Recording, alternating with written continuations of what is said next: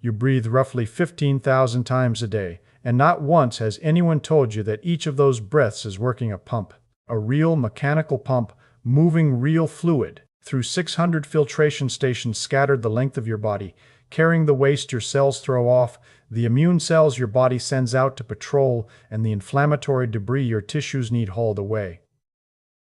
That pump has been running since the day you were born. It runs on a single muscle. The muscle sits at the floor of your lungs and the roof of your organs, a broad dome of tissue you have never once thought about, and every time it moves to its full range, the pump takes a full stroke. Every time it barely stirs, the fluid it was built to shift stays exactly where it was, waiting for a stroke that never comes. Start with what you can feel, because you have almost certainly felt this: the puffiness in the legs and the ankles by evening, the shoes that fit in the morning and pinch by night, the heaviness that settles into the whole body after a long day at a desk, a weighed-down feeling that sitting up straighter never seems to lift, the stiffness that has no obvious injury behind it, the faint bloating, the feeling of being waterlogged in a way that a stretch or a glass of water never quite resolves. Most people file all of this under tiredness, or getting older, or the weather, or simply the price of a busy life, and some of it is those things.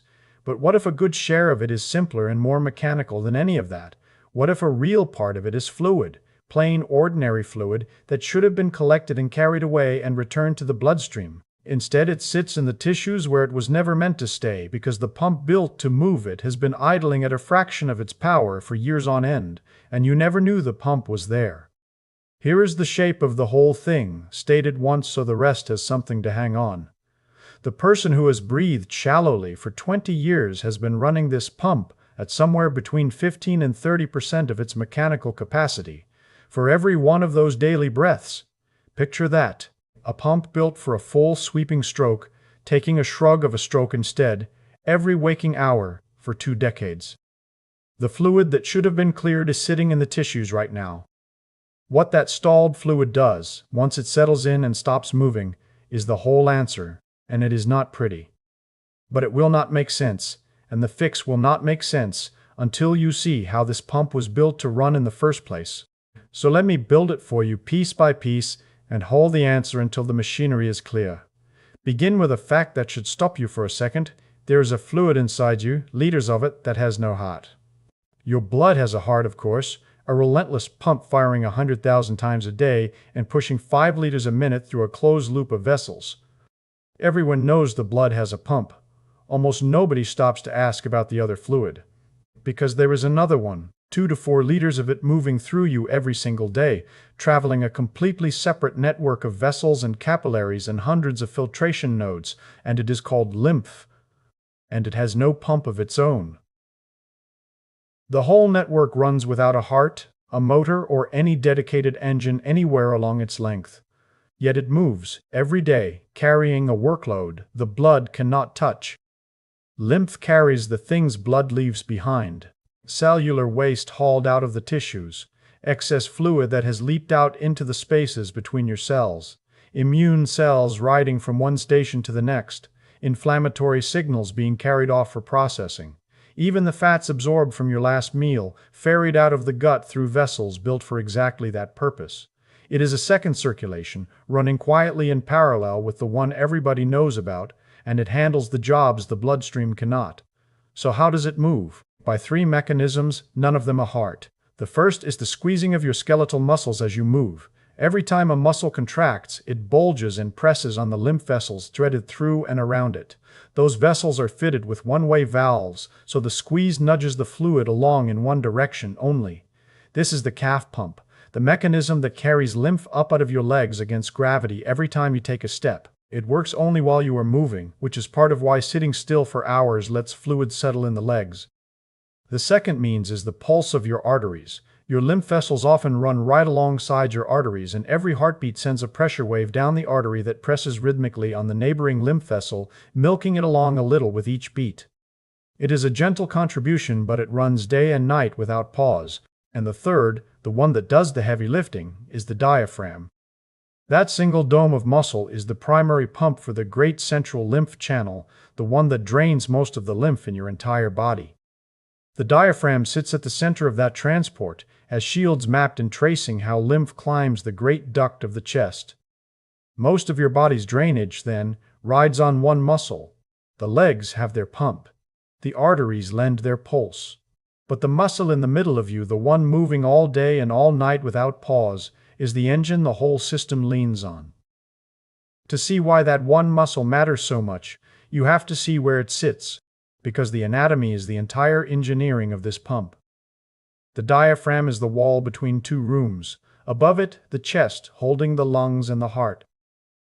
Below it, the abdomen, holding the gut and the liver and the rest of the organs. It is a sheet of muscle drawn across the whole width of you like the skin of a drum, curved up into a dome. It flattens and drops with every breath in, and springs back up with every breath out. Now here is the part that turns plain anatomy into working machinery.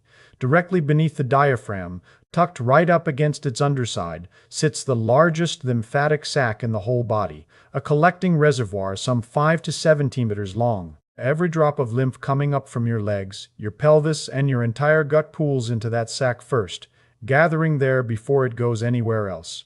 From the top of the sac rises a single channel, the body's main lymphatic highway.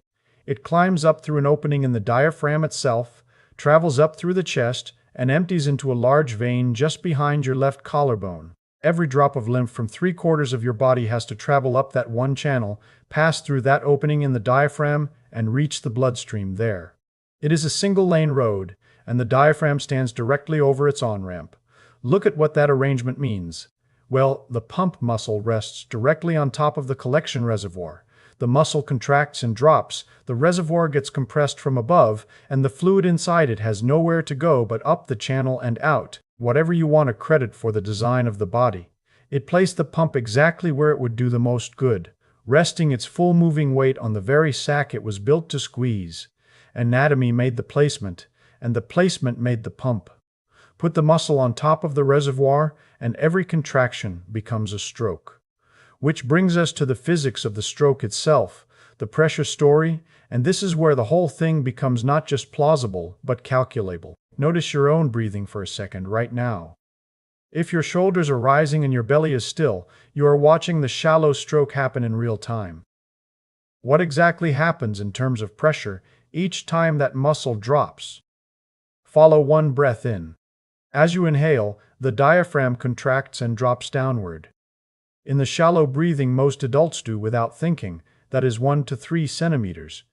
In a full deep breath that reaches all the way down, it is 7 to 10. When it descends, it presses down on everything below it, and the pressure inside your abdomen rises by something on the order of 5 to 20 centimeters of water pressure. At the very same moment, that same descent is enlarging the chest above, and the pressure up there drops, going negative, pulling downward from 6 or 8 centimeters of water in a quiet breath to 30 or more in a deep one. Hold both of those in mind at once, because together they make a gradient, and the gradient is the engine. Down in the abdomen, pressure high. Up in the chest, pressure low. The collection sac sits in the high-pressure zone below. The channel it feeds empties into the low-pressure zone above. And fluid, obeying the oldest rule in physics, flows from high pressure toward low. One inhale squeezes the sac from above and, at the same moment, opens a low-pressure space overhead for the fluid to rush toward, so the lymph is pushed from below and pulled from above in the same motion. It drives a slug of lymph upward through the channel. The system is fitted with one-way valves along its length, little gates that snap shut to stop the fluid sliding back down when you breathe out. So the exhale does not undo the work. The exhale simply lets the sac refill from the body below it, and the next inhale drives the next slug upward, and the one after that drives the next. Breath by breath the fluid climbs, and the valves make sure every hard 1 centimeter is kept. This is not a theory built from armchair reasoning. Motivational and colleagues measured the pressures this pump generates directly, tracking how the diaphragm's movement drives lymph through the system, and confirmed that the breathing muscle acts as a genuine mechanical pump on the fluid beneath it. The gradient is real. It has been measured, and the numbers behave exactly as the anatomy predicts they should. Because this is physics rather than hand-waving, you can put numbers to the output. The amount of fluid the pump moves depends on 2 things multiplied together: how far the diaphragm travels on each stroke and how many strokes it takes in a given time. Push either one up and the flow rises. Push both up and it rises steeply. Work out the arithmetic from the measured travel distances and the measured pressure differences, and a deep, full breath moves lymph at something like 3 to 5 times the rate of a shallow one. That multiplier is a calculation drawn from the established measurements rather than a single figure read straight off a machine, but the inputs underneath it are solid physiology. Turn the same arithmetic the other way and you arrive back at the number from the very beginning. The shallow breather, taking those small sips of only an inch or so of travel, runs this entire pump at 15 to 30% of what it was built to do. For every full stroke the pump could take, the shallow breather takes a fraction of one, over and over, all day long. So the pump is real, the pressure gradient is real, and the output can be counted. So what shrinks the stroke? What takes a pump capable of full, sweeping travel and leaves it idling at a fraction of its reach? 3 things do it, and they tend to arrive together, stacking one on top of another on the very same muscle. First is simply shallow breathing itself, and Courtney, surveying the whole territory of dysfunctional breathing, cataloged just how common and how consequential this pattern is. Stress pulls the breath up high into the chest, priming the body to breathe fast and shallow the way it would in a moment of danger. Sitting still all day gives the diaphragm no reason to work hard, and decades of habit train the body to breathe from the upper chest, shoulders rising and falling while the diaphragm barely stirs, traveling that minimal 1 to 3 centimeters and no further. The pump runs at its lowest possible stroke volume, breath after breath, year after year, and the person doing it has not the faintest idea that any pump is involved at all. It feels like breathing. It is breathing. It is just breathing that leaves 3/4 of the pump's stroke on the table. Second comes a mechanical restriction, and it is the one that ties this straight to the belly. Visceral fat, the deep fat packed in around the organs rather than under the skin, takes up room inside the abdomen. As it accumulates, it presses upward on the underside of the diaphragm and shoves the whole dome higher into the chest than it was meant to sit. And a diaphragm crowded upward from below simply has less room to descend into. It runs out of travel before it should, hitting the crowded organs beneath it and stopping short. This is the cruel part, and it is worth saying plainly. The person carrying significant visceral fat cannot fix the stroke with breathing technique alone, because the space the diaphragm needs to drop down into is already occupied.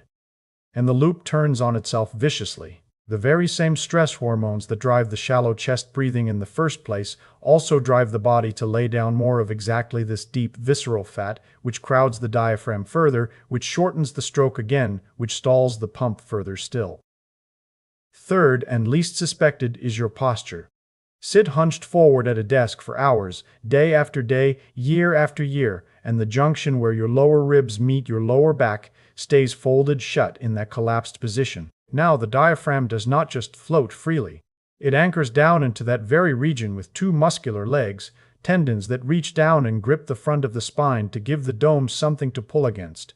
And when that junction stays folded closed for years on end, those anchoring legs slowly adapt and tighten up. It is the same quiet remodeling any muscle does when it is held short for long enough. Once those anchors have tightened and shortened, they physically restrain how far the diaphragm is able to pull downward, tethering it from below. So the person who sits all day carries a postural brake on the pump, bolted right on top of the shallow breathing habit and, often enough, the fat displacement as well. 3 separate restrictions, all landing on one muscle, all conspiring to pull the same stroke shorter and shorter. You now understand the pump, the pressure that drives it, and the 3 forces that stall it. Which leaves the one thing this whole discussion was built to answer, the question the title asked and has been holding back. What actually happens to the fluid when the pump stops moving it? What does stagnation do down in the tissues once the lymph stops flowing the way it should? 4 things happen, and they happen together. The first is the simplest to picture. Your blood capillaries are always leaking a little fluid out into the spaces between your cells, all day, every day, entirely by design. That slow seep into the tissues is constant and normal. The lymphatic system is precisely what collects the leaked fluid and carries it back to the bloodstream, as Levick and Michel established in working out the fine balance of how fluid, crosses those capillary walls. That return trip is the only way the leaked fluid ever gets home. So slow the collection, stall the lymph, and the leaked fluid has nowhere to go. It sits. It pools in the tissues, and it settles where gravity pulls it. Which is why the legs and the ankles feel puffy and heavy by the end of the day. Why the whole body can feel waterlogged and swollen in a way that matches nothing you actually did. That heaviness is physical and real, and you could point to its cause. It is the fluid the pump was supposed to carry away, still sitting there, because the pump barely moved all day. Second, and quieter, and more important, your tissues lose their way of clearing inflammation. Lymph is the route by which your tissues ship their inflammatory signaling molecules off to the nodes to be dealt with, the messenger chemicals of inflammation, the ones with technical names like tumor necrosis factor and interleukin-6. These molecules are the body's own signals released on purpose to call for repair and defense, and in the right amount for the right length of time they are exactly what healing requires. The trouble is duration and concentration. When the lymph keeps flowing, those signals get carried away to the nodes and cleared at a steady, healthy pace, doing their job and then leaving. When the lymph stalls, they linger. They sit in the tissue at higher concentrations for longer stretches than they were ever meant to, because the clearance route that should have flushed them onward has slowed to a trickle. And a signal that was meant to flash briefly and fade instead stays lit. In the places where lymph is the main way, inflammation gets cleared. A real part of the ache and soreness is precisely this. Inflammatory molecules pooling in the tissue where they should long since have been swept away. This does not mean stagnant lymph is the sole cause of anyone's pain, and it would be dishonest to claim it were. It means the stagnation compounds whatever inflammation is already present, adding its own weight on top, one contributor stacked onto the others rather than the single source of them. The third consequence reaches into your immune defense, and it changes how well your body watches itself. Your immune cells do a great deal of their patrolling by riding the lymph from one filtration node to the next. Those nodes are the checkpoints where the body inspects what the lymph is carrying and mounts a response if it finds a threat.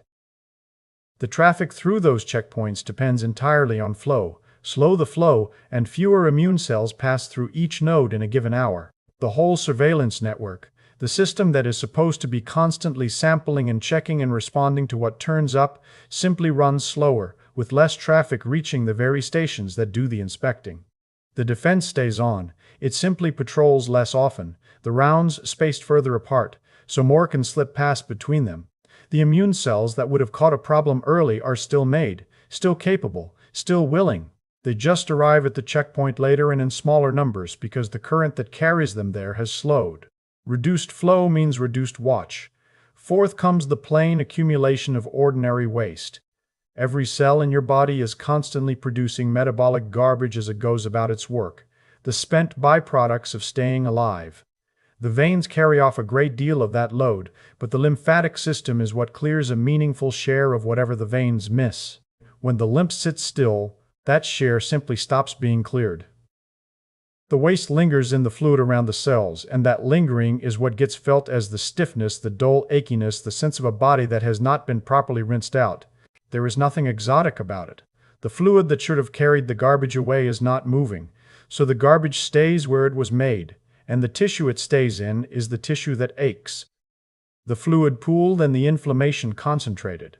The immune traffic thinned and the waste built up in the tissue around the cells. 4 consequences from one stalled pump, and here is the genuinely hopeful part.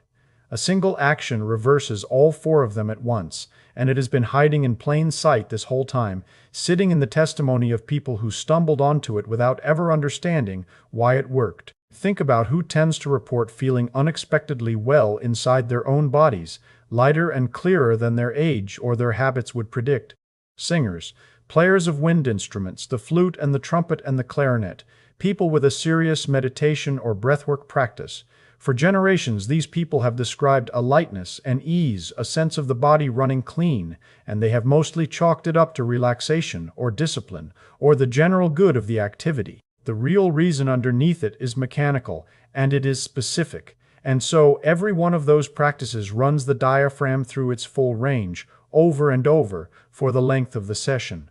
A singer sustaining a long phrase, a flautist holding a line, a meditator drawing slow, full breaths for 20 minutes, is operating the lymph pump at or near its full capacity the entire time. Thousands of complete strokes where most people would have taken shallow sips. But the diaphragm does something else on its way down. This is where one muscle turns into three separate gifts. Your body's great calming nerve, the vagus, runs the entire rest and recover side of your physiology, slowing the heart and settling the gut and standing the body down from alertness. And it passes directly through the diaphragm on its route between the chest and the abdomen. So a full descent gives that nerve a gentle mechanical nudge with every stroke. The calm side of the nervous system gets stimulated in the very act of pumping lymph, and there is a third layer on top of even that. The long, slow exhale these practices train is itself a direct trigger for that same calming shift, tipping the whole body further toward its recovering state. So the singer holding a long note is quietly doing three things at once with one muscle: driving the lymph pump at full stroke, nudging the calming nerve, drawing out the exhale that settles the entire system.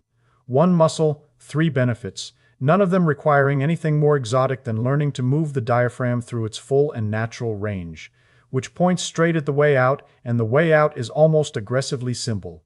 The diaphragm is a skeletal muscle, the very same kind of muscle as the ones in your arms and your legs, and skeletal muscle responds to training in the way skeletal muscle always has. Work it deliberately and it adapts. Ask it to travel further and, over time, it learns to travel further at rest, without you having to think about it. A stretch of consistent practice on the order of 4 to 6 weeks is enough to raise how far the diaphragm descends on an ordinary breath and to lift the baseline flow of the pump accordingly. You are not learning a trick, you are retraining a muscle back toward the range it was always built to use, and unlike so much health advice, this one does not ask you to buy anything, add anything, or find extra time in your day. You already breathe all day, every day, without thinking about it.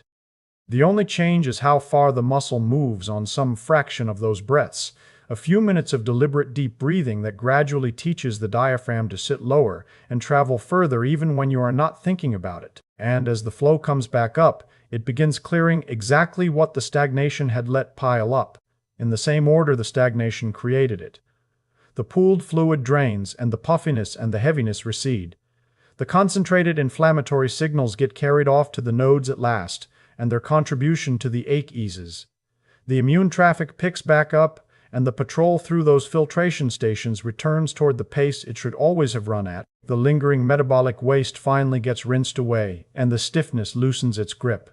Each one of those improvements rides directly on the rise in flow, and the rise in flow rides on the one and only thing in this entire system you can actually reach and change: how far the muscle travels on each breath you take.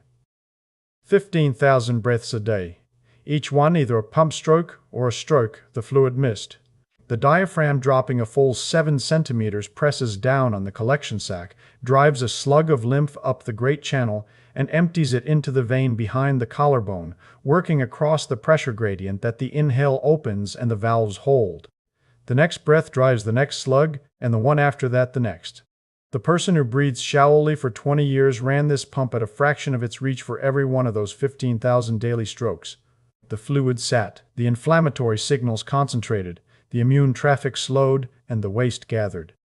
The pump was always there, and so was the muscle, and so was the pressure physics, waiting the whole time. The pump stalled because the strokes went shallow, whether the breath rose into the chest, or the belly crowded the muscle from below, or the hunched spine tethered it short. 3 pats, one result, a stroke that never reached its depth. The reversal begins with the first breath that reaches the abdomen.